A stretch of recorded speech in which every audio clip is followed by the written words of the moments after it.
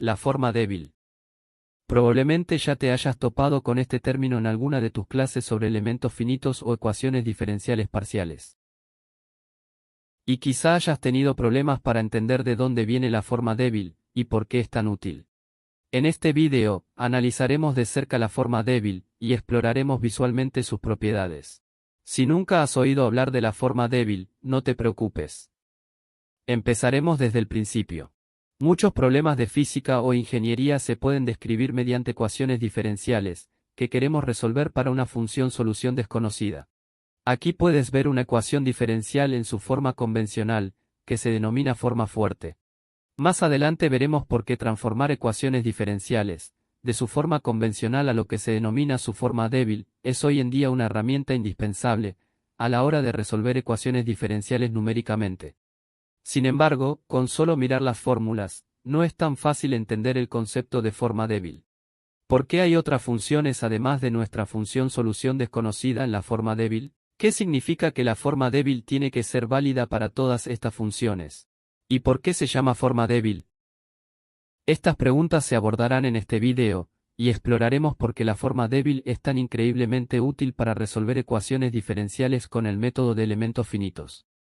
Y te prometo que una vez que hayas entendido la forma débil, entender el método de elementos finitos será relativamente fácil. Pero comencemos desde el principio. Antes de hablar de la forma débil, echemos un vistazo a la ecuación diferencial, en su forma convencional. La forma fuerte. En este video, echaremos un vistazo a la ecuación diferencial posiblemente más popular, la ecuación de Poisson.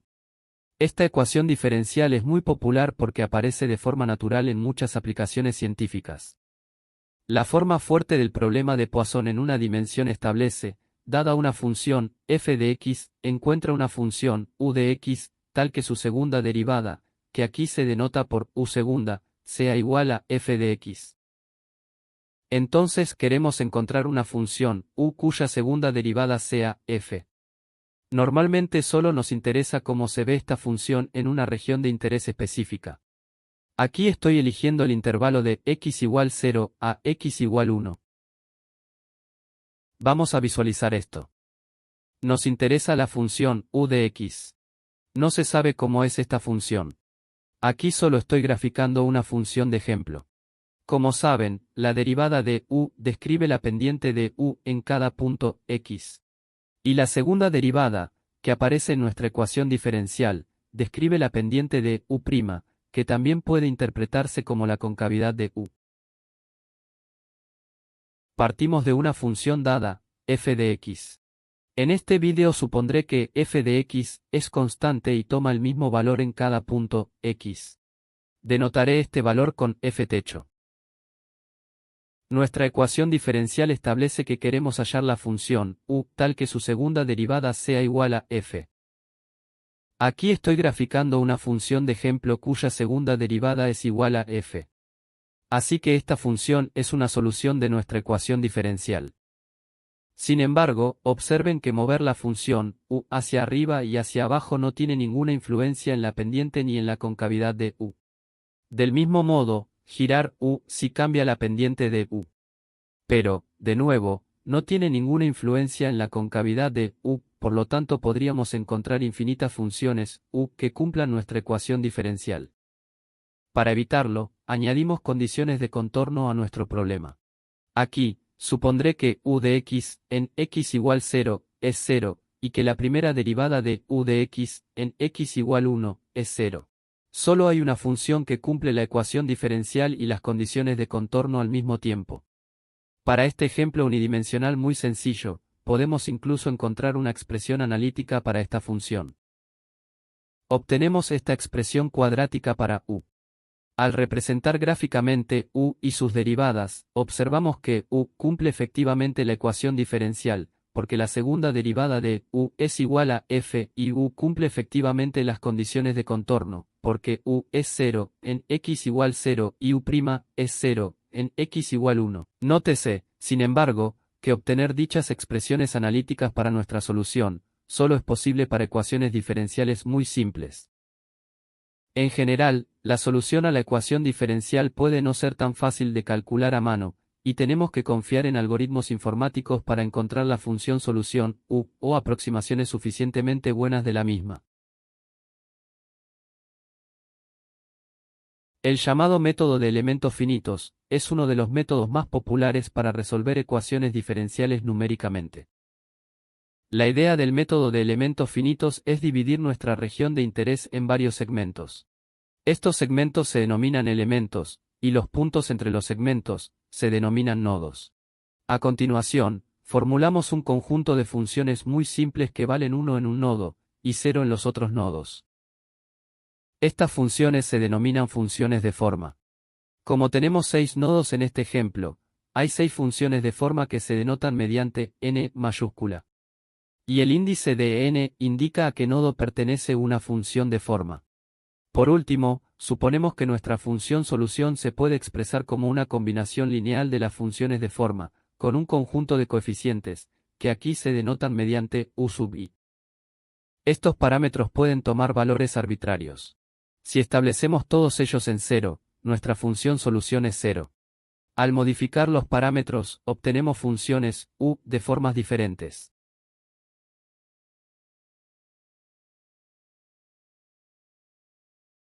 Ten en cuenta que, al suponer que nuestra solución se puede expresar como una combinación lineal de funciones de forma, es decir, al introducir una aproximación paramétrica para nuestra solución, hemos reformulado el problema de hallar una función desconocida, en un problema de hallar un conjunto de parámetros desconocidos. Tales problemas pueden ser manejados mucho mejor por computadoras. Pero, ¿cómo podríamos averiguar qué valores deberían tomar los parámetros desconocidos? El enfoque ingenuo sería sustituir nuestra expresión supuesta para la función solución en la ecuación diferencial y ver si podemos encontrar los parámetros desconocidos. Pero hay un problema. Esta estrategia ingenua no es posible, lo cual queda claro inmediatamente después de observar cómo se ve la segunda derivada de nuestra función solución. Ignorando los puntos en los que nuestra función no es derivable, vemos que u segunda es 0 en todas partes. Y esto no cambia al cambiar los valores de los parámetros desconocidos. Esto significa que no hay ninguna combinación posible de parámetros tal que se cumpla la forma fuerte de la ecuación diferencial. Llegamos a un callejón sin salida. Hemos introducido una aproximación paramétrica para nuestra función solución, pero no podemos sustituirla en la ecuación diferencial, para calcular los parámetros desconocidos en nuestra aproximación. Por lo tanto, necesitamos reformular nuestro problema, en una forma que sea más adecuada para ser resuelta con el método de elementos finitos. Tenemos que transformar la forma fuerte en lo que se llama la forma débil del problema.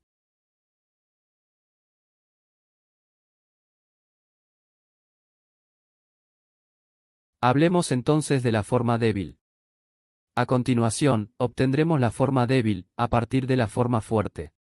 Y durante los próximos minutos, por favor, no te centres en ¿por qué estamos haciendo esto?, sino más bien en ¿por qué matemáticamente se nos permite reformular el problema de esta manera? La utilidad de la forma débil se hará evidente más adelante. Primero, escribimos el problema en una forma fuerte. A continuación, introducimos un tipo de funciones, que llamamos funciones de prueba, b de x. Las funciones de prueba son, como u de x, definidas en un intervalo entre x igual 0 y x igual 1. Y pueden adoptar cualquier forma arbitraria en este intervalo. Ahora, multiplicamos ambos lados de la ecuación diferencial, por estas funciones de prueba. Esta es una operación matemática válida, porque aplicamos las mismas manipulaciones en ambos lados de la ecuación diferencial. Si u segunda es igual a f, entonces también u segunda por b debe ser igual a f por b. Después, integramos ambos lados de la ecuación diferencial, sobre nuestra región de interés. Esto es, desde x igual 0 a x igual 1. Una vez más, esta es una operación matemática válida, porque estamos aplicando las mismas manipulaciones en ambos lados de la ecuación. Nótese ahora, que podemos aplicar estas manipulaciones en ambos lados de la ecuación diferencial, para cualquier función de prueba b, elegida arbitrariamente. No importa cómo elijamos b, nuestra ecuación integral recién obtenida debe ser verdadera. Por lo tanto, escribimos que la ecuación integral debe verificarse para todas las funciones de prueba b. Finalmente, al igual que la forma fuerte, la forma débil debe cumplir las condiciones de contorno. Eso es todo.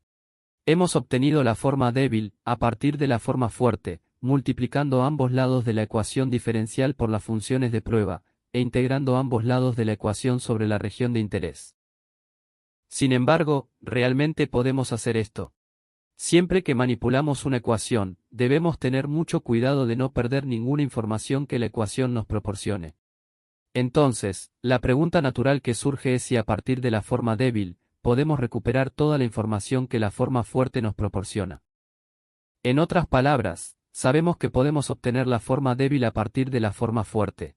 Pero, ¿podemos obtener igualmente la forma fuerte a partir de la forma débil? A continuación, intentaremos responder a esta pregunta, explorando visualmente la forma débil. Echemos un vistazo a la forma débil. Centrémonos primero en el lado derecho de la ecuación. Partimos de la función, f de x. Hemos supuesto que toma un valor constante, f techo. La función de prueba, b de x, es arbitraria. La forma débil debe ser válida para todas las funciones de prueba que se nos ocurran. Así que podemos elegir cualquier forma para la función de prueba aquí, pero por ahora, elijamos una función de prueba con un valor constante de 1. A continuación, representemos f por b. Multiplicar dos funciones es una operación puntual. Esto significa que para cada punto x, multiplicamos los valores correspondientes f de x y b de x. Como f toma constantemente el valor f techo, y b es constantemente 1, f por b es, de nuevo, una función constante que toma el valor f techo. Observa que el lado derecho de la forma débil es la integral de f por b, de 0 hasta 1. Que describe esta área aquí. Pasemos ahora al lado izquierdo de nuestra ecuación. U segunda es desconocida, pues u es nuestra incógnita.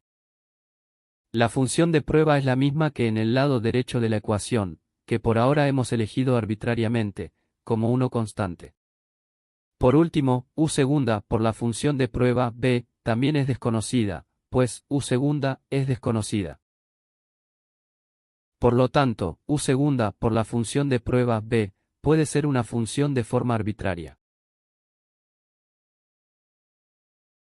Sin embargo, hay una restricción. La forma débil nos dice que la integral de u segunda por b debe ser igual a la integral de f por b. Por lo tanto, esta área debe ser igual a esta área.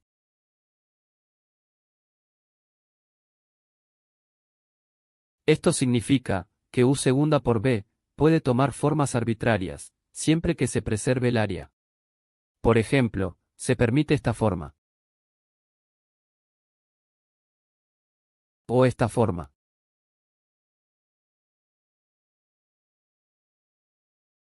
O esta forma. Sabiendo que la integral de u segunda por b debe ser igual a la integral de f por b. ¿Qué nos dice esto sobre u segunda? En este ejemplo en particular hemos elegido una función de prueba, que es 1 constantemente. Esto significa que u segunda es igual a u segunda por b. Pero podemos ver que elegir la función de prueba como constante no nos proporciona mucha información sobre cómo es u segunda. U segunda puede adoptar cualquier forma siempre que la integral de u segunda por b sea igual a la integral de f por b. Podemos concluir que al elegir una función de prueba, 1 constante, forzamos a que la integral de u segunda sea igual a la integral de f. Sin embargo, no obtenemos más información sobre cómo debería ser u segunda. Pero la forma débil debe ser válida para cualquier función de prueba. Así que veamos si podemos usar una función de prueba, que sea más útil para obtener información sobre cómo es u segunda. Empecemos con una función de prueba, que sea 1 en un intervalo, y 0 en el resto. F por b es ahora una función que es igual a f techo en este intervalo, y 0 en el resto.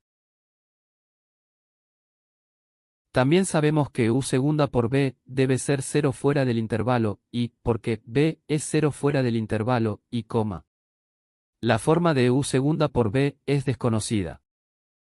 Solo sabemos que su integral es igual a la integral de f por b.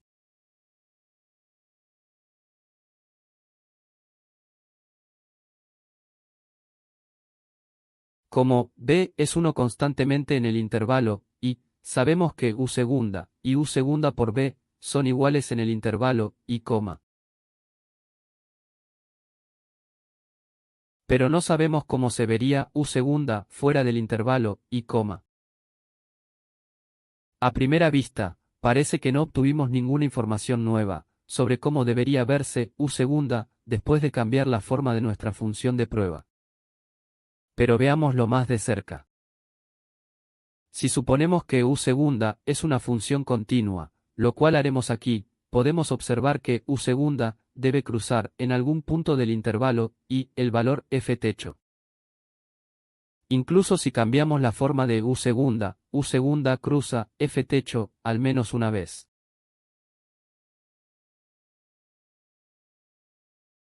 Esto se debe a que de lo contrario, el área bajo u segunda por b no puede ser igual al área bajo f por b. Ahora bien, esta es una información útil. Hemos elegido la función de prueba, b, de manera que sabemos que u segunda toma el valor f techo en algún lugar del intervalo, y coma. Simplemente no sabemos dónde exactamente. Pero permítanme recordarles una vez más, que la forma débil debe ser cierta para cualquier función de prueba. Por lo tanto, podemos disminuir el intervalo, y, en el cual nuestra función de prueba vale 1. Al hacerlo, acotamos el intervalo en el que sabemos que u segunda es igual a f techo.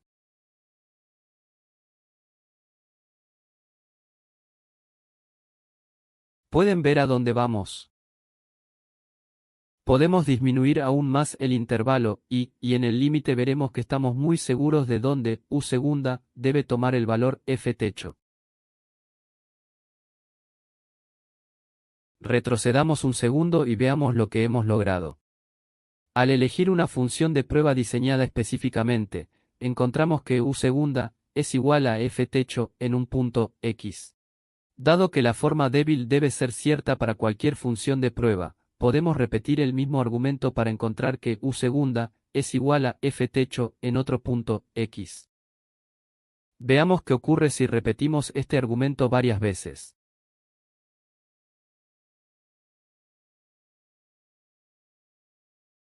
Observamos que para cada función de prueba que elegimos, encontramos que u segunda es igual a f techo en un punto x, y podemos elegir infinitas de tales funciones de prueba.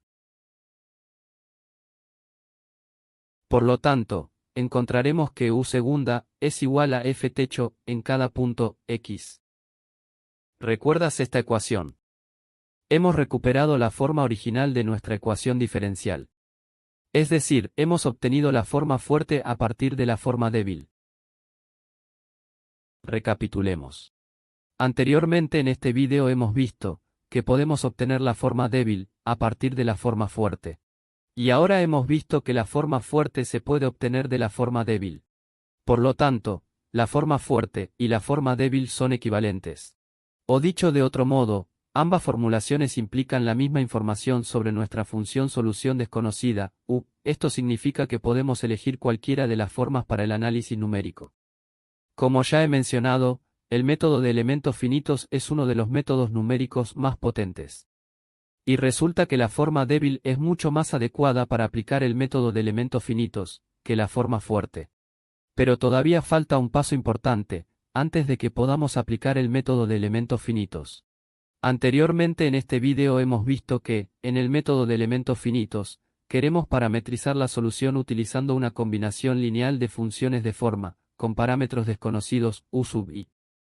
Utilizando funciones de forma lineales, hemos observado que la segunda derivada de nuestra aproximación parametrizada es 0, sin importar cómo elijamos los parámetros desconocidos en nuestra aproximación. Por lo tanto, no pudimos sustituir la aproximación en la forma fuerte para calcular los parámetros desconocidos, u sub i. Pero podemos ver que seguimos teniendo el mismo problema para la forma débil, porque la función solución, u, sigue apareciendo con su segunda derivada en la forma débil. Y esta es la razón por la que se requiere una última transformación importante de la forma débil. Para esta transformación final, utilizamos el concepto de integración por partes. Recordemos que la fórmula para la integración por partes establece que la integral, de 0 a 1 de la derivada de una función, u, por una función, b, es igual al producto de u por b, evaluado en x igual a 1, menos el producto de u por b, evaluado en x igual a 0, menos la integral de u por la derivada de b. Para aplicar la integración por partes a nuestra forma débil, tenemos que modificar ligeramente esta fórmula. Nota que la fórmula de integración parcial es válida para cualquier función u. Por lo tanto, podemos sustituir la función u en la fórmula por su derivada u'. La fórmula resultante tiene este aspecto. Observamos que el lado izquierdo de la fórmula de integración por partes es idéntico al lado izquierdo de la forma débil. Por lo tanto, podemos sustituir el lado derecho de la fórmula de integración por partes en la forma débil. Podemos ver que debido a la condición de contorno, que establece que u' en x igual a 1, es 0, un término en la forma débil desaparece. La otra condición de contorno, establece que u, en x igual a 0, es 0. Ahora podemos usar un pequeño truco. Como la forma débil debe ser cierta para todas las funciones de prueba, podemos decidir libremente cómo deberían ser las funciones de prueba. Como ya sabemos que el valor de u, en x igual 0, es 0, restringimos las funciones de prueba a las que valen 0 en este punto. Es decir, afirmamos que la forma débil debe ser cierta para todas las funciones de prueba que sean 0, en x igual a 0. Este truco simplifica aún más la expresión de nuestra forma débil. Ahora, finalmente, hemos reorganizado la forma débil, de manera que sea adecuada para el análisis numérico, y podemos ver por qué aplicar la integración por partes fue tan útil. Hasta ahora, la segunda derivada de la función solución, u, estaba presente en la forma débil. Pero después de aplicar la integración por partes, la derivada más alta de u que aparece en la forma débil es u'.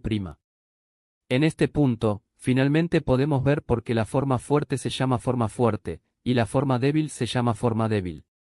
La forma fuerte impone fuertes requisitos sobre cómo debe ser la función solución, u. Requiere que seas dos veces derivable. La forma débil impone requisitos más débiles sobre cómo debería ser la función solución, u. Requiere que u sea diferenciable solo una vez. Por lo tanto, la forma débil es mucho más adecuada para el análisis numérico, y en particular, para el análisis de elementos finitos. En el ámbito de este vídeo, no podemos profundizar en el método de elementos finitos. Pero un vídeo sobre la forma débil sin tocar el método de elementos finitos, no parecería adecuado. Por lo tanto, echemos un vistazo rápido a las ideas centrales del método de elementos finitos.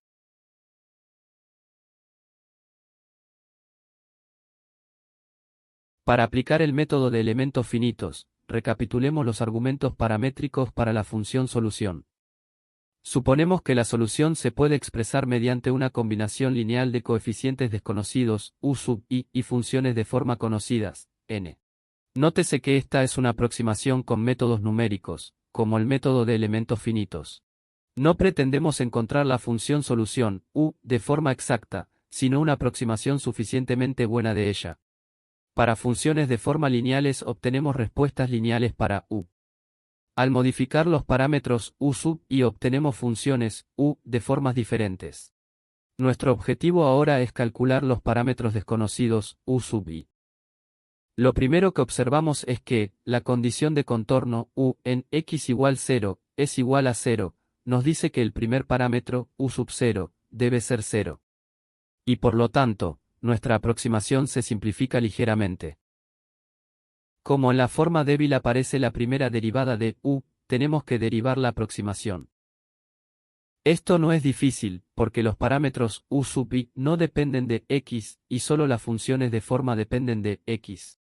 Por lo tanto, la derivada de u es simplemente la suma de los parámetros u sub i por las derivadas de las funciones de forma. A continuación, simplemente sustituimos nuestra aproximación en la forma débil. Nótese que la integral de una sumatoria de funciones es igual a la sumatoria de las integrales de las funciones. Por lo tanto, podemos intercambiar los signos de integral y sumatoria en nuestra forma débil. Desarrollando la sumatoria, obtenemos la siguiente expresión. Echemos un vistazo más de cerca a esta expresión. Los parámetros desconocidos u sub i no dependen de x. Por lo tanto, se pueden escribir fuera de las integrales. Pensemos detenidamente en lo que nos dice esta expresión. En el lado izquierdo, tenemos nuestros parámetros desconocidos, u sub i, que se multiplican respectivamente, por una integral de una derivada de función de forma, y una derivada de función de prueba. En el lado derecho, tenemos la integral de f por la función de prueba. Se conocen tanto las derivadas de las funciones de forma, como la función f. Por lo tanto, todas las integrales de nuestra expresión podrían calcularse si se da una función de prueba b. También observamos que si todas las integrales de nuestra expresión pueden calcularse, obtenemos una ecuación lineal para nuestros parámetros desconocidos u sub i. Este es un resultado importante, porque para cualquier función de prueba dada, b, obtenemos una ecuación lineal para nuestros parámetros desconocidos. Recordemos que la forma débil debe cumplirse para cualquier función de prueba que sea 0, en x igual a 0. Por lo tanto, podemos simplemente elegir tantas funciones de prueba distintas, como parámetros desconocidos tengamos. Y para cada una de estas funciones de prueba elegidas, obtenemos una ecuación lineal.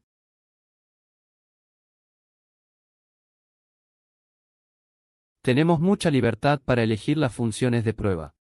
Pero la opción más conveniente es elegir las funciones de forma n como funciones de prueba.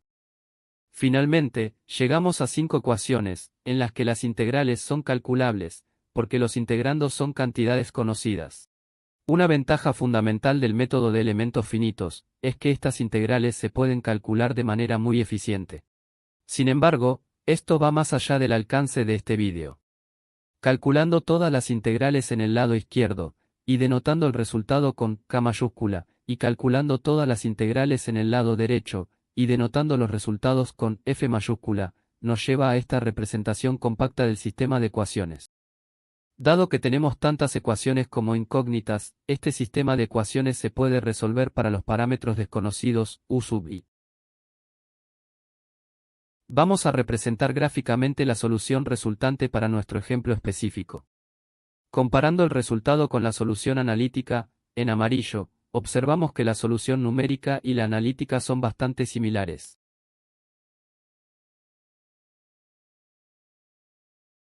Espero que hayas podido desarrollar algo de intuición sobre la forma débil y el método de elementos finitos. Para terminar, quiero recalcar que hay algunos conceptos bastante importantes que no se tratan en este vídeo. Primero, el concepto de forma débil está estrechamente relacionado con el cálculo de variaciones. Muchas formulaciones débiles se pueden interpretar como la condición necesaria para minimizar un funcional de energía. Sin embargo, esto no siempre es posible, y en las clases de física o ingeniería, las ecuaciones diferenciales se suelen presentar, deduciendo su forma fuerte mediante argumentos físicos como, por ejemplo, el equilibrio del momento lineal, o la conservación de la energía en forma de calor. Por lo tanto, creo que obtener la forma débil a partir de la forma fuerte es un poco más accesible. Además, ten en cuenta que este vídeo no pretendía proporcionar pruebas matemáticas profundas, sino más bien algo de intuición sobre el concepto de forma débil. Por ejemplo, no hemos analizado en profundidad las propiedades que deben cumplir la función solución y las funciones de prueba en términos de diferenciabilidad e integrabilidad. Es decir, no hemos especificado a qué espacios de funciones deben pertenecer estas funciones. Este es un tema de estudio del análisis funcional, un campo de la matemática que es muy adecuado para estudiar rigurosamente las ecuaciones diferenciales, y cómo se pueden resolver. Por último, en este vídeo hemos omitido muchos detalles técnicos sobre el método de los elementos finitos, que habrían ido más allá del alcance de este vídeo sobre la forma débil. Lo más importante es que no hemos hablado de cómo calcular las integrales que aparecen en la versión parametrizada de la forma débil y no hemos abandonado el entorno unidimensional. Hazme saber si te interesaría algún contenido de este tipo. Si te ha resultado útil este vídeo, considera compartirlo con tus amigos. Gracias por quedarte hasta el final. Adiós.